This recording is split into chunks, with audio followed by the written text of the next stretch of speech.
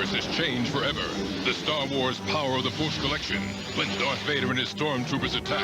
In 1994, Hasbro signed an exclusive deal with Lucasfilm for toys based on the original films. However, this contract was only for a few years. As in 1997, Lucas was ready to relaunch Star Wars with the special editions, and then the prequels starting in 1999. To help finance those films, Lucas looked to toy companies to help finance the costs by selling them the rights to the original films and the prequels. They called for a meeting with the top toy companies for a 10-year deal with Lucasfilm. As everyone figured, Hasbro, who was in good ties with Lucasfilm since 1994, got the exclusive toy rights for Star Wars, not counting a micro series that went to Galoob, but it doesn't mean they actually got a great deal. Lucas knew every toy company wanted Star Wars, and they knew they would pay a lot for it. For the toy companies, it wasn't just about the huge profit they would make selling Star Wars toys. It was also about stopping rival toy companies from making Star Wars toys. In the 1997 10-year deal, Hasbro would agree to pay Lucasfilm $590 million. No matter if Hasbro made a profit on Star Wars toys or not, they had to guarantee $590 million. If that's not all, Hasbro had other terms they had to agree with. Hasbro had to pay $1 million for international shipping costs for each figures released on Episode 1. They also had to pay $250 million on the release of Episode 1, and for the release of Episode 2 and 3, they would have to pay $120 million on the release of each film. Hasbro was already in the hole for about $1 billion for the Star Wars deal with just the release of Episode 1.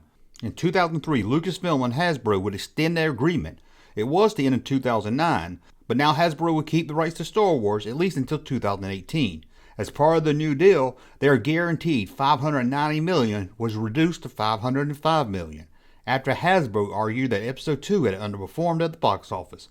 By this time in 2003, Hasbro had already paid $470 million of its agreed $590 million.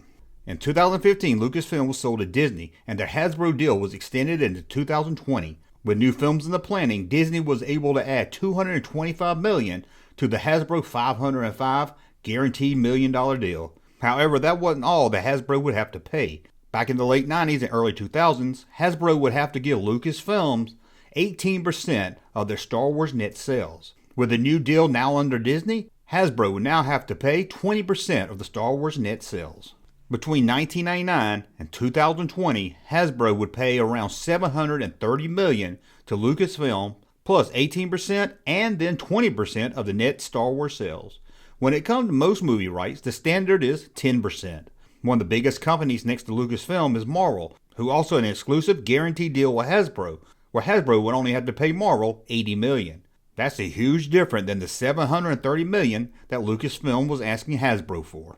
There are also some different things in the Hasbro-Lucasfilm deal that's not in most contracts. For one, Lucasfilm, now under Disney, has all the rights to the Star Wars toys. Not just the toys, but the digital scans, the packaging, the molds, concept art, everything related to Star Wars Hasbro belongs to Lucasfilm.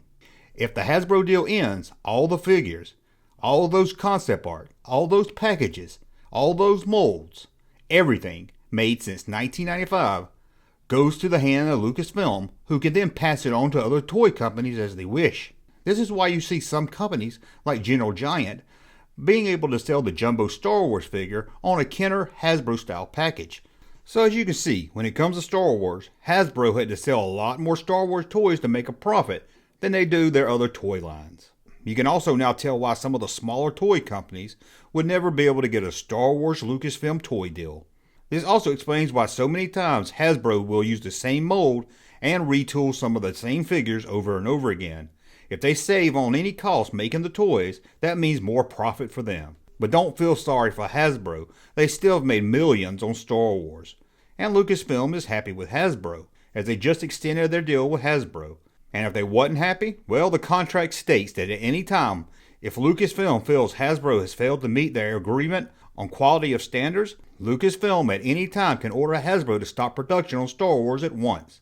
As for Hasbro, they made $6.4 billion in sales in 2021, with Hasbro crediting strong sales to the Star Wars line and helping them reach that number. Well, that's a look at the deal between Hasbro and Lucasfilm.